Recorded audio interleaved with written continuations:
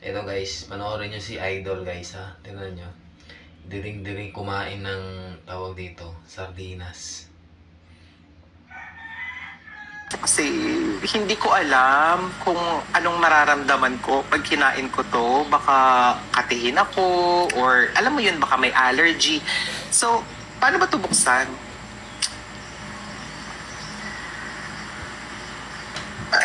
Ayun na. Bukas na siya. Ayan.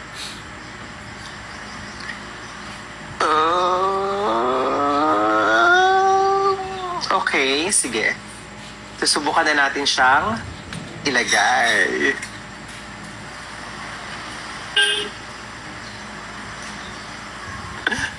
Oh.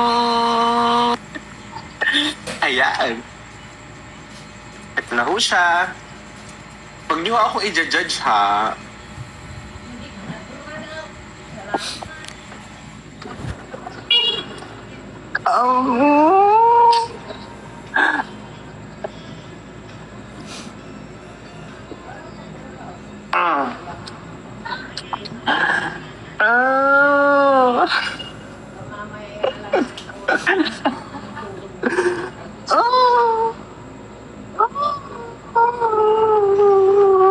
Diyos ko. Ay, oh my God. Susubukan ko. Uulitin natin.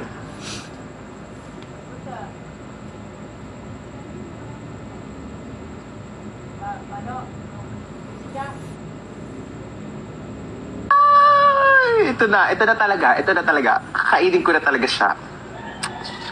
Ate.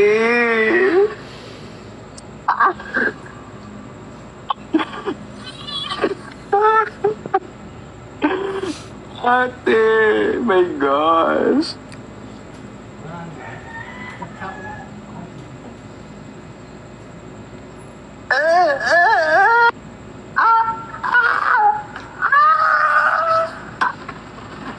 Iba na lang i-challenge nyo sa akin. Wag na tong sardinas kasi hindi ko talaga kaya. Hindi ko kaya. Hindi ko kaya.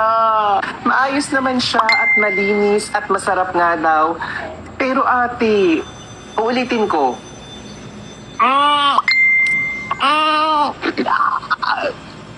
Sige, tatakpak ko ilong ko ha, para hindi ko na maamoy. Lapag ko lang to. 1, 2, 3, go. Isa pa. 1, 2, 3, go.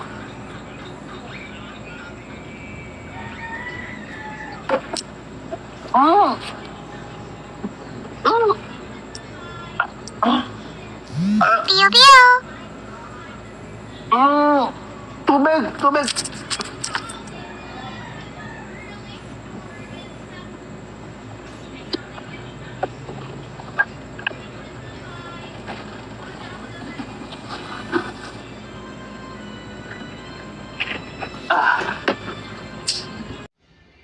Oh, alam mo Lodi, ang sarap-sarap mong ipasok sa lata at gawing sardinas.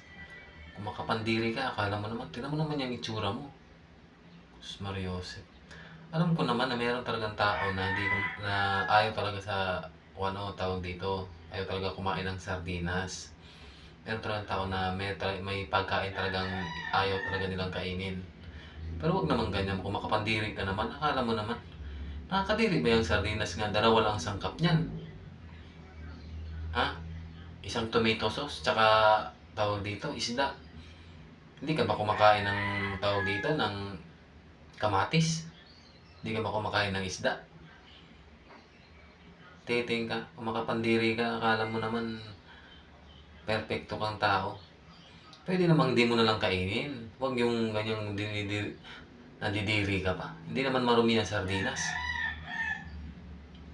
Si Manny Pacquiao nga, kumakain ng sardinas.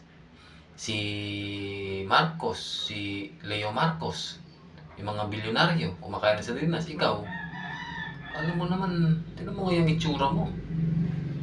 Sana wag mo na lang kinain. Sana di mo na lang kinain. Hindi yung ipapakita mo pa sa tawag dito, sa tawag dyan, sa Facebook, ipopost mo pa na diring-diri ka. Hindi naman tae ang kinain mo. Sarap pong batukan.